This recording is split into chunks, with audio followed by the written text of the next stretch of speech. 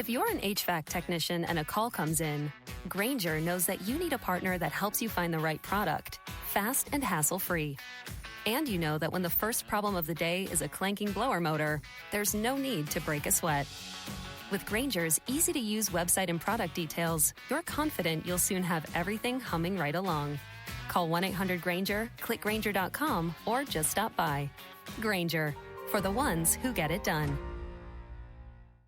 You should tell the people who we are and what our new show is. I'm Robert Smith, and this is Jacob Goldstein, and we used to host a show called Planet Money. And now we're back making this new podcast about the best ideas and people and businesses in history. And some of the worst people, horrible ideas, and destructive companies in the history of business. We struggled to come up with a name, decided to call it Business History. You know why?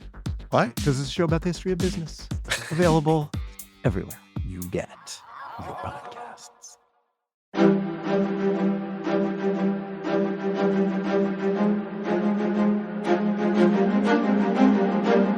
Hello, and thank you for listening to The History of World War II podcast, episode 593, Patton Plans His Revenge. Last time, despite the tragedy of hundreds of U.S. paratroopers being killed by friendly fire, the American consolidation of Sicily's southern coast was coming along. Well, the eastern half, as the GIs were guarding the British left flank. Speaking of the British, their landings were succeeding as well, and because of these combined landings, plans were already being made by the Germans to draw a new line in the sand, this one around their exit route at Messina. An exit strategy, but a defiant one to be sure, had to be considered, mostly because of the British landing and taking the town of Augusta on the east coast by July 12th. But about to test Monty's logistics and his patience was the road system, or lack thereof, of eastern Sicily. In the Syracuse area, there are two roads that lead north, the way that Monty wanted to go. The better one was along the coast, the one that had been used by the advancing 5th Division, as it came upon Paddy Mayne and his men, who now held Augusta. And then there was the one further inland. It was less well-maintained and had hard stone walls upon each side of it. Not that it mattered, because in the long run, they met further north at Lentini. Still, Monty was focused on the short run, getting to Lentini, northwest of Augusta. So the 50th Division would take the more inland, walled-in road after the 51st Highland Division spelled them. This would free up the 50th, but first they would take the place of the 5th Division so it could travel up north along the coastal road. But already Monty's advance guard was having supply issues. For now, all the Royal Army Service Corps could promise was to supply the 50th Division up to Sortino, just southwest of Augusta, which was still south of Lentini. Still, it was considered best not to give the enemy too much free time. Thus, a column of a squadron of tanks with carriers and a few self-propelled artillery guns were sent on ahead. They started out late, though, and sure enough, the Italians had the time to regroup and then counterattack. Soon, 5 French R-35 light tanks with Italian crews were maniacally zooming down the road, breaking through one blockade after another, one manned by the 2nd Battalion of the Wiltshire Regiment. And if I may, if you have ever ridden with an Italian taxi driver, you know what I'm talking about. As they dashed down the road, their crews were firing off every gun they had. But one by one, these tanks were taken out by anti-tank fire. Except the last tank. It managed to reach Floridia, due west of Syracuse, before it crashed into a telephone pole, and then came to rest after smashing into a larger Sherman tank. With this lone counterattack handled, the last Italian tank crew were made prisoners, but they certainly had a story to tell. The 50th Division soon found a more substantial enemy force in front of them. So orders were sent out to deal with this. The 69th Brigade would get on the road and advance to Sortino, again just southwest of Augusta, towards Lentini, while the 151st Brigade engaged the enemy force. Then the 151st would head north and spell the 69th Brigade. That evening of July 12th, while the 151st engaged and tied down the Italians in front of them, the 5th Battalion of East York's Regiment of the 69th Brigade moved closer to Solarino, their first objective. At 6:20 p.m., while still a mile shy of Solarino, the 5th Battalion came under heavy mortar fire. Quick, smart, the East Yorks got off the main road, hiding in the growing darkness. There, they deployed, ready to attack. But as this took some time, the Axis defenders used that reprieve to pull back themselves. Before the sun came up, the 5th Battalion had men on either side of the town, and at 6 a.m., they were able to walk into Solarino unchallenged. But what evidence was left behind showed that the enemy had not been Italians, but Germans, men of the group Schmaltz. They had left around 2 a.m. Clearly, they had been told to delay the British as much as they could, but to then pull back to help form a line that would not fall back so easily. Girl, it's us, your hormones, and we're throwing a late-night pop-up rave called Night Sweats. Good thing there's an Amazon One medical office nearby so you can get seen and feel seen. Amazon One Medical. Healthcare just got less painful. And already ahead of his own men, Monty was making plans to take Lentini and the Catania Plain just north of Lentini, which involved taking several key bridges. For the area on the far side of the plain sits the coastal town of Catania, and after that, the ground becomes more unforgiving, as it is the base of Mount Etna, a height of just over 3,000 meters or 11,000 feet. Its rough ground shields the final approach to Messina.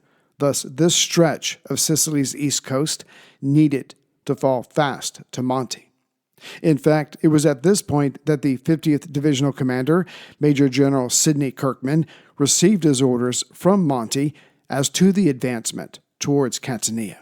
It read, 5th Division were to concentrate northwest of Augusta. 50th Division, during the night of 13th-14th July, was to capture Lentini, the last major town before Catania. 1 Airborne Brigade, during the night of 13th-14th July, to be dropped to capture the Priosol Bridge, which sits across the river there just south of Catania. 3 Commando to land during that same night with the objective of capturing the bridge over the Leonardo River some 3,000 yards north of Lentini. 50th Division on the 14th of July was to take over Priosol Bridge from the Airborne Brigade.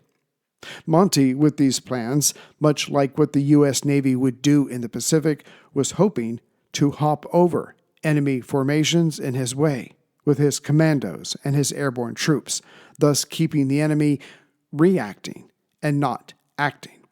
But not putting all of his eggs in one basket, Monty also wanted 30th Corps on his left flank as he drove north to get to a point west of Catania and then attack from there, behind what was sure to be a much stronger defensive access line. And yet, there was just one problem with his backup plan.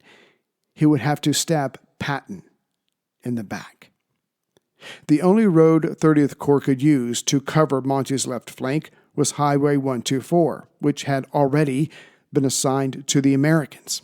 But instead of talking this over with Patton, Monty simply ignored this division of access way. He ordered Lieutenant General Sir Oliver Leese to travel along Highway 124 and cut right across the American right flank. And yes, this would have political and military consequences. Speaking of the Americans, they had been expanding their hold over the center and right half of the southern coast, minus the most eastern section, which was controlled by the British 30th Corps. Patton's 7th Army, specifically the 1st U.S. Division, had expanded to Ponte Olivo, due north of Gela and its airfield, while the 45th Division had captured Biscari, due east of Ponte Olivo, and on the southern end of where the Hermann Goering Division had previously been, with the 3rd U.S. Division holding the American left flank at Licata. However, with this done, CNC Alexander had no further orders for Patton, besides a vague prohibit Axis forces from moving east through the area that you control, allowing them to hit the British forces on their left flank. This was a mistake, as officially giving Patton further specific orders would have tied his hands. As it were, they were now uninhibited. So Patton, ordered General Truscott to mount a reconnaissance in force further along the southern coast, heading west to make for Agrigento, just 1 mile above the coast. Also, Patton ordered Bradley to move north with the 1st and 45th Divisions towards Caltagirone, about 20 miles northeast of Gela and due west of Augusta. This last part could easily be argued that Patton was only further protecting the British left flank. But Truscott's reconnaissance in force, that was Patton, all on his own. Not that he could not have given a reason if pressed. The higher in rank one goes, the more need there is to cover one's backside. And soon enough, Patton was explaining himself to Alexander, who decided to visit his headquarters unannounced. The CNC listened and approved Patton's move early on July 13th.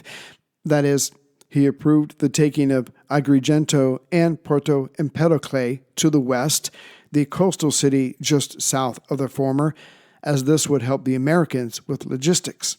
And Alexander also liked Bradley moving north to take cities there, but to go even further another 20 miles and take towns like Edna and Leoforte, as this would stop the 15th Panzer Grenadier Division and the Hermann Goering Division from linking up, because they would have to stay to watch the Americans. Further, Alexander was okay with Bradley pushing even further north than this, swinging around the western side of Mount Etna and taking Rodazzo on the northern base of the Great Height. No, the only thing that Alexander did not approve of was Truscott's 3rd Division doing anything other than sticking close to the British 7th Army's flank. Again, the greatest fear the British had at this point was the 15th Panzer Grenadier doing anything to be able to inhibit Monty from advancing north. But again, Alexander did approve of the reconnaissance in force. With this done, Alexander moved on to Monty's headquarters, where he proceeded to give Monty ownership of Highway 124, taking it away from the Americans, not that they knew this yet. As it was, the 45th U.S. Division was dangerously close to the 30th British Corps, as a friendly fire incident may occur. But even before the CNC agreed to handing the road over, 30th Corps was already using it for an attack that they had planned that very evening. Only after the attack started, just before midnight, did Alexander call into Patton's headquarters to inform him of the change, which required a 45th Division to first get completely off the damn road. And now Patton wanted the 45th on the left side of the 1st Division. So Middleton's 45th Division would have to retreat all the way back to the beach, swing around behind the 1st Division's tail, and then come up north again. A horrible waste of time and fuel. But there was nothing else for it, given the new orders. Now, 7th Army's Deputy Commander, Omar Bradley, was fairly pissed. Why not let the 45th stay on the damn road long enough to reach and take the towns of Vicini and Caltagirone? Then they could use the road connecting the two towns to move west, get out of the way, and get ahead of the 1st Division. So there's no time wasted circling back behind the 1st Division. But Patton told Bradley, no, you cannot argue your case to Alexander. The question is why? Why wasn't Patton exploiting himself and using the colorful language he was known for? The answer was simply, he did not want to get sacked by Eisenhower. After the friendly fire massacre of July 11th, Patton felt that to raise a stink about this would push Ike over the edge. Thus, the unendurable was to be endured. Of course, the Americans were hurt over this and felt, again, that the British did not respect their fighting ability. Thus, priority each time, it seems, was being given to Monty. Politically, the repercussions for the snub, from the American point of view, would last for the rest of the war, with relations between Bradley, Patton, Monty, and Eisenhower being that much more cool. Militarily, the effects were felt right away. The Canadians of 30th Corps moved on, but soon ran into the enemy near Vicini, just southwest of Latini, and could have really used American help, which they did not get at first.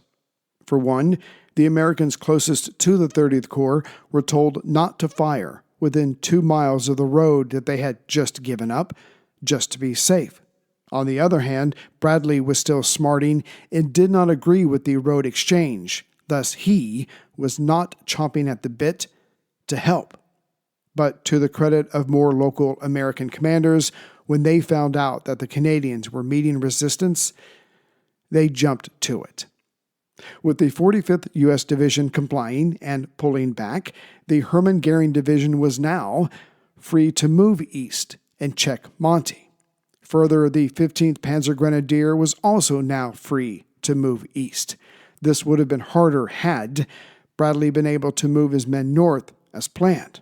And the only thing that had been in his way, which connected the two German forces, was the remains of the battered Livorno Division, which Bradley could have relatively easily pushed through. But now, since the Americans were getting off the road to give over to the Canadians, a rapid American response here was no longer possible. What does Sputnik have to do with student loans? How did a set of trembling hands end the Soviet Union? How did inflation kill moon bases? And how did a former president decide to run for a second non-consecutive term? These are among the topics we deal with on the My History Can Beat Up Your Politics podcast. We tell stories of history that relate to today's news events. Give a listen. My History Can Beat Up Your Politics wherever you get podcasts. Per Monty, the Canadians had rested from July 12th to the 14th, while the Americans removed themselves from Highway 124.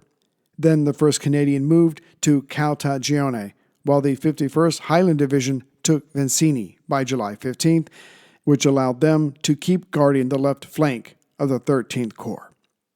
While Allied troops moved north in eastern Sicily, Allied air power grew on the island overall. Soon, 7 British squadrons arrived, with the Americans adding another 5 squadrons. For the British, they flew in Spitfires, mostly from Malta, while the Americans had Kitty Hawk fighters and Mustangs. By July 15th, not one more Allied fighter plane could be accommodated in current Allied-held territory. Back on July 14th, Alexander explained to his superior, Sir Alan Brooke, Chief of the Imperial General Staff, how he would finish off Sicily. 13th Corps would push on to Catania, regroup, and then drive along the coast, finally reaching Messina. Meanwhile, 30th Corps, starting out on the 13th left flank, would travel more due north, brush the western base of Mount Etna, and take Santo Stefano along the northern coast, incidentally close to where the northern part of the new Axis defensive line was to be. Then parts of 30th Corps would travel east and help take or hold Messina.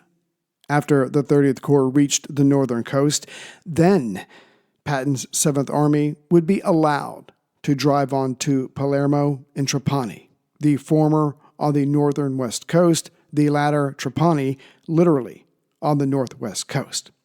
To this, Patton, when he was informed, said, "Okay," which is not the same thing as, "Yes, sir."